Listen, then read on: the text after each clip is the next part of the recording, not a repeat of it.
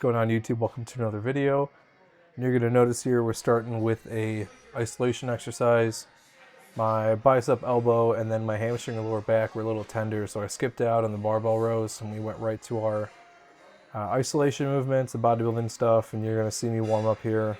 I'm using one plate now, and you'll see me go up subsequently each and every time. It's a good way to kind of show that when I'm moving into a movement to get acclimated to the rest of the workout, I want to get warmed up, and I always say the best way to warm up is to do the movements that you're doing. So we're hitting the lats here, we're getting that nice stretch, and then we'll be able to add more weight and kind of go from there. So it really just depends on exactly what your goals are here, but the bodybuilding stuff, not exactly the most interesting, but it is a good supplement to the heavier training. I'm a big believer in the hybrid style of training where you should be doing both, do the free weights, do the machines. You'll be strong all around, and there'll be carryover from those barbell movements onto the machines. You know, they take out a lot of the stabilization, and then you can also angle yourself and position yourself in more advantageous ways to, you know, move the weight. But as long as you're doing the movement to challenge the body and you're adding resistance over time, whether it's weight or reps, then you'll be fine. You know, when it comes to training, everyone overcomplicates stuff. It's not too complicated. You're doing the movements that are best for your body, and there is no one movement that's best for everybody. So you have to find the ones that you like, that you can recover from, and then you get the results that you want. And what you do, you keep doing it. You keep adding weight, you keep adding reps, you do something. You got to have some sort of change mechanism to get yourself to grow. And so that's the whole name of the game here. It's not very hard. You got to be consistent, and you can be as consistent as you want, as slow a pace if you want. You could add, instead of a pound a week, you could add half a pound a week, or depending on your program, you can, the most minute changes, as long as there's some sort of mechanical tension change in there, you're going to see results. So you also have to balance in being healthy, and you also have to balance in your recovery. So if you can find out a way to balance all of those, you're going to be successful in the training that you're doing. Obviously, for like bodybuilding and powerlifting, if you're on a limited timeline, there are other ways to get to where you want to be, and we're not going to talk about that. But when it comes to training lifetime, you've got all the time in the world to be able to make the progress, as long as you're doing it. Just be consistent. If you start maxing out all the machines at your gym, you've got now a lot of places to go, unless you want to do free weights all the time. So you got to weigh all those options yourself.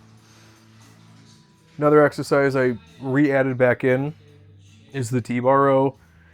And I messed around with the settings on this to make it a little bit better, but at first it was a little uncomfortable. I don't like the pressure on my chest and then my stomach, but found a good spot where it worked out pretty well. And then this one's got the handles that you can supinate. So that's nice. You can set them, or you can do the twist and turn that I normally do. I'm not using my Versa grips on these. I just have them because I thought, okay, let me try them if I need them. The knurling on here is actually so good and comfortable, I can actually use these without that. And I always like that. I like having that direct connection to whatever pull mechanism I'm using. So it's a good old time. It's not bad. And we're going to overload this, and we're going to be able to kind of go from there and figure out exactly how much weight we can do, because, you know, we want to put ourselves on a trajectory, not overdo it. So that's the game plan. And we're trying to get as long of a range of motion as we can. Took some time to figure out where I want to be, but I think we eventually figured it out. There is some trial and error, so go light on new exercises, learn the movement, and then just pick a moderate baseline and then go from there and add more weight and stuff too. So gotta just do what you gotta do. It's not very hard to figure out. You just gotta put the effort and do a little bit of thinking. Use a little bit of brain power in there. So moving on here to our close grip day. So this is our chest and shoulders, our second bench day of the week. And I'm thinking of changing the rep range around. I did want to train these on their own sort of path and go heavy on them, relatively speaking, but I think for the most part, this is going to be a hypertrophy related exercise. I do want to train the triceps a little bit different. I do tend to get elbow tendonitis super easily whenever I do them, so I have to be careful. So I'm really just trying to find the biggest bang for the buck, but also I've got the longish arm, so I have to monitor, you know, my range of motion, where my hands are, and I think that's where a lot of that comes from. You know, you could easily just hammer away at tricep isolation movements, and that's fine. But for the most part, you know, anything where you can kind of marry those worlds of heavy weights and good amount of volume, which seems kind of contradictory. I would say heavy weights in regards to your max, and then you can get a lot of volume that way. It's a good way to build muscle. And with the stabilization of the free weight stuff, there's a lot more carryover with what you're doing. But again, you may not recover. If you're prioritizing your closed grip bench and your comp bench at the same time, you might have to make some sacrifices there to go from there. And that's fine.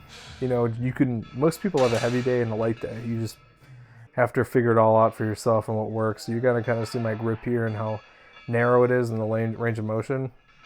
And you'll notice I'm trying, those elbows, they really dip though at a certain point. So I'm trying to find a way to kind of limit all that and kind of go from there. But it is what it is. The bench press with the dumbbells is obviously going to be great for this. You can rotate them in further so they're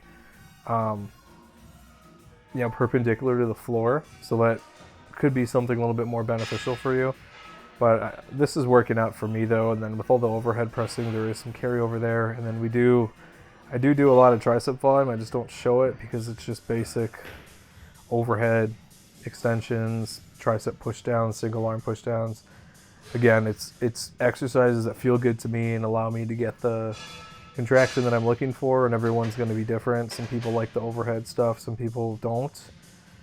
And I just try to make sure I do a few of either, and then we just run them for a long amount of time, add weight, reps, go from there, make some sort of change. So all this pressing is going to carry over. You know, you're using the heavier weights, the range of motion, and you're challenging yourself. You're just not going to see, you know, massive amounts of growth. There's just a limit to what we can do with regards to eating and stuff too, though. But it is a good way just to be all well-rounded. And I think to get stronger at any sort of muscle, you need to be able to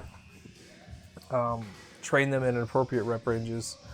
And so when you decide what movements to do, you have to do ones that are going to be, you know, adding to your total repertoire and beneficial to you when you train. So why do something that's going to handicap you going forward? So that's kind of the logic of why I focus more on the safety squat bar and the kabuki transformer bar rather than like a barbell squat, because I was noticing with the barbell forearm issues, shoulder issues, and just tightness that was preventing me from being successful with other lifts. So that's the logic there. And when you start making those connections and you realize that there's so much you can do, you don't even need to squat to grow your legs, but I will say it's beneficial for the majority of people. And it's something, as much as I hate squatting, I do enjoy the movement when it feels good. So put that all together into a blender, blend it up, and then you've got a decent, solid formula for the things that you want to do. So that's the workout here. Take a look at all the training. Like, comment, subscribe. I'll see you in the next one.